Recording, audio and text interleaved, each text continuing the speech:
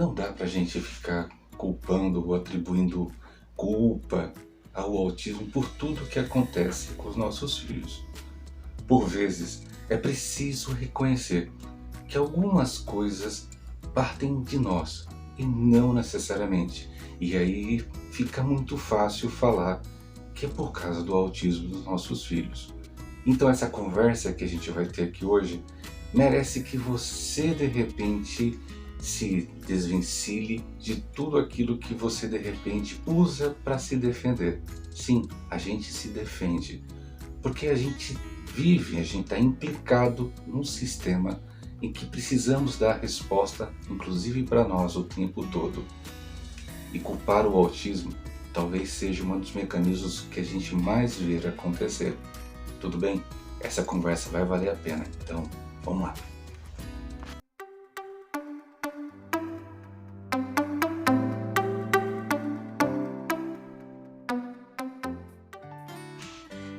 Esse é o canal Meu Mundo Autista, esse é o Alexandre Soledade. Muito obrigado por você estar aí.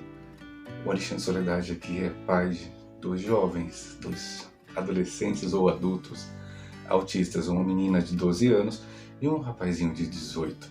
Sim, e sou formado em Educação Física, Fisioterapia e Administração. E hoje sou mestrando em Saúde Coletiva e minha linha de pesquisa é Políticas de Gestão em Saúde, o Autismo Adulto. Então trabalho minha pesquisa em cima do autismo adulto e das consequências de tudo o que acontece com essa criança, mas na fase adulta. Quais são as reverberações sobre elas.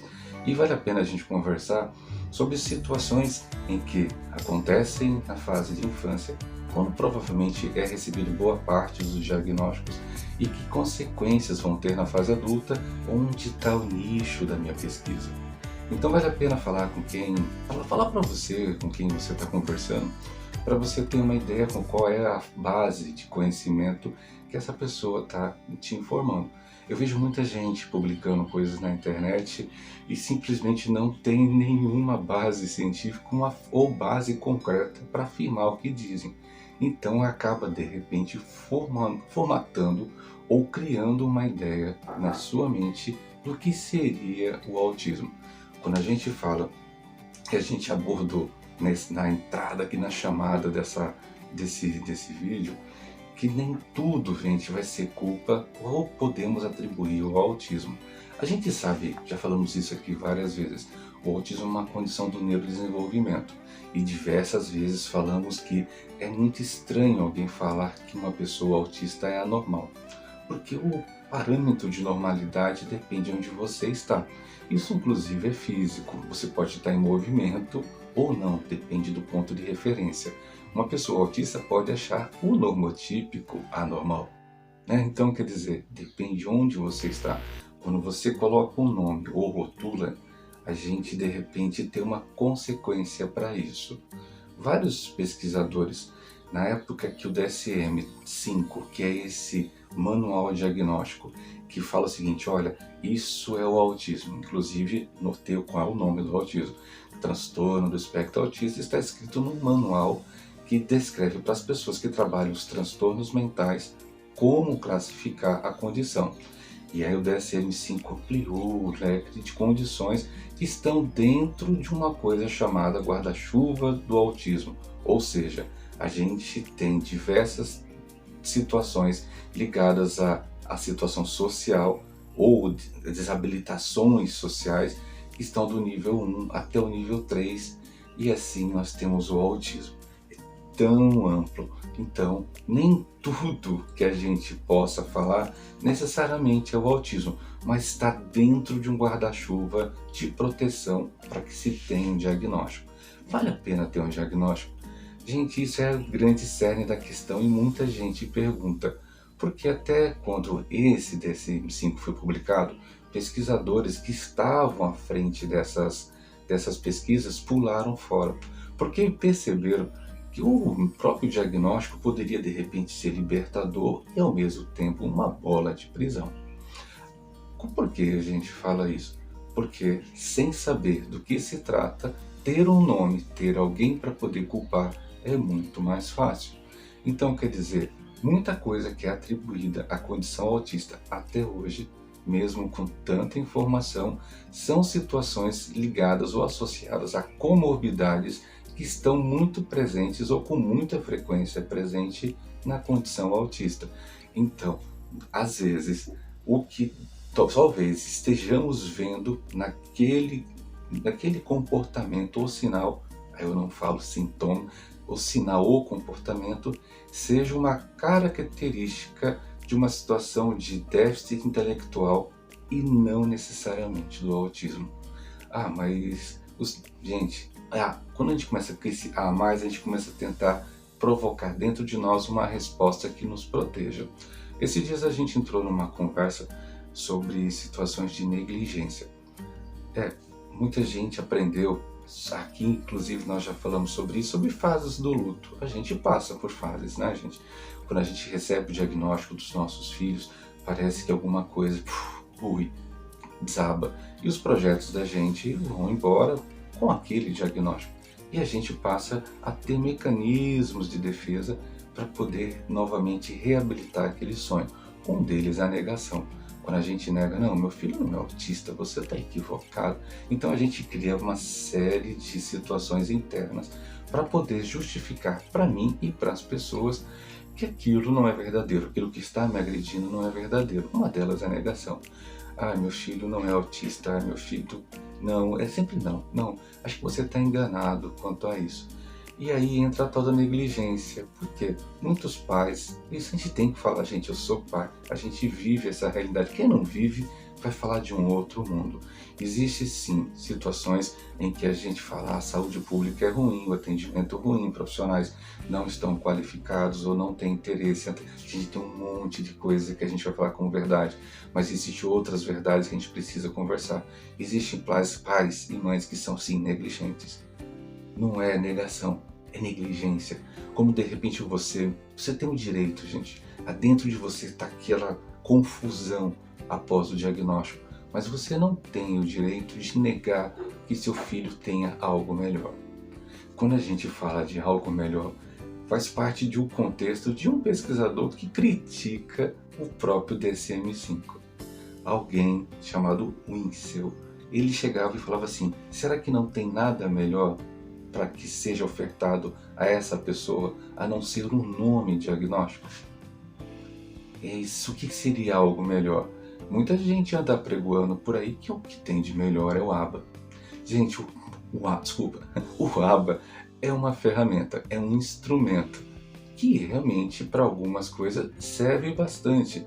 Mas se você olhar pelo lado crítico, a gente fica temerário porque a má aplicação da metodologia, ou como eles preferem chamar de ciência, pode, de certa forma, robotizar um comportamento e tirar daquela pessoa o que de fato ela é para dar uma resposta que os outros querem.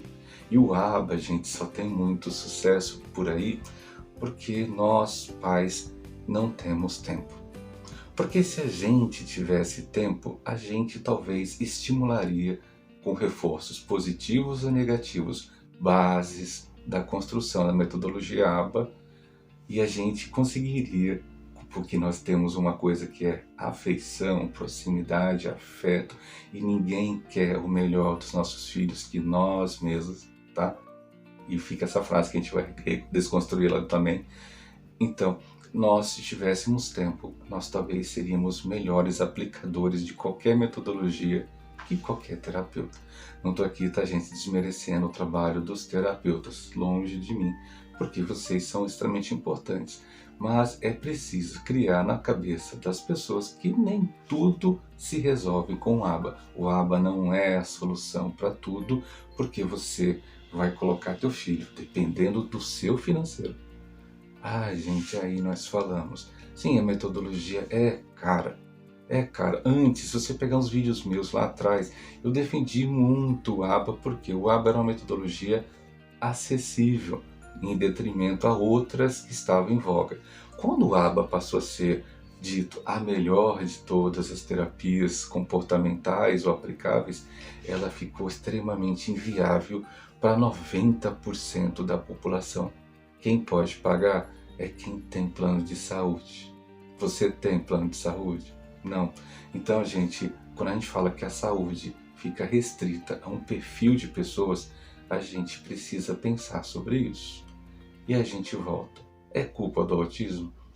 Não sei. A solução é o ABA? Também não sei. Mas a gente precisa entender que simplesmente o seu filho ou sua filha ser autista não quer dizer que tudo que ela faz é culpa do autismo. Talvez você precise estudar um pouco mais, investigar um pouco mais para saber situações associadas. Por exemplo, é muito comum, alguns dados apresentam informações que crianças, jovens, adultos autistas têm mais de 50% de chance de ter TDAH. E talvez então esse comportamento que seu filho tenha seja mais próximo do TDAH do que culpa do autismo. E quando eu falo que ela fala a frase para a gente desconstruir, sou eu que sei, não existe pessoa que queira melhor dos nossos filhos que nós mesmos, nem sempre, por causa das negligências que muitas vezes nós fazemos. Gente, não podemos de repente culpar a negação, justificar a negação para a gente não estar fazendo nada para os nossos filhos. Tem muito jovem que precisa de assistência, tem muito jovem que precisa, inclusive, que outra pessoa na família possa assumir as terapias e os acompanhamentos, porque alguns pais precisam se autoajudar primeiro antes de cuidar de qualquer pessoa. Tem muita gente, infelizmente isso acontece, nesse campo da doença, da saúde mental, muitos pais adoeceram, pais e mães adoeceram, e aí de repente acabam sem querer usando a condição dos filhos para justificar suas próprias condições. Isso acontece, isso é muito. Então, se a gente não percebe que às vezes estou usando a condição dos meus filhos, inclusive financeiramente, é difícil, né, gente? A gente fala sobre assuntos que ninguém quer conversar. Tem gente que sim, usa a condição, inclusive financeira, dos benefícios em prol de si próprio, não do filho, mas na hora de falar para as pessoas, de repente, está falando do autismo. A culpa não é do autismo, tá, gente? A gente precisa conversar sobre outros assuntos. Tem situações que a gente precisa falar com certa urgência. Mas e o risco de cancelamento? Gente, eu não tenho não. Sabe por quê? Porque a gente sabe que está falando uma coisa que é verídica. Se você não gostou, provavelmente... Se você gostou, você está aqui. E quem não gostou, provavelmente já cancelou esse vídeo faz horas. Então, vale a pena a gente conversar. Vale a pena, de repente, atribuir a um outro conjunto de coisas que está acontecendo ao nosso redor, não necessariamente o autismo.